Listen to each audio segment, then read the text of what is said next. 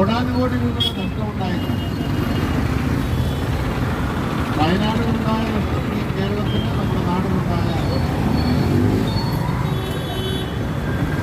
അപ്പോഴാണ് BJP-യുടെ വക്താവ്, BJP-യുടെ നേതാവ്, കേന്ദ്രമന്ത്രി മുരളീധരൻ എന്ന് പറയുന്നു, ഒരു നാട് മുഴുവൻ പോയില്ല, 3 വാർഡ് മാത്രമാണ്. 3 വാർഡ് എന്ന് പറയുമ്പോൾ എത്ര വരും? നമുക്കറിയാം 1 വാർഡ് എത്ര വരും. 3 വാർഡെന്ന് പറഞ്ഞാൽ അതാ നാടിന്റെ ഭാഗമല്ലേ? നാട് പോയില്ലേ, തകർന്നില്ലേ? അവരുടെ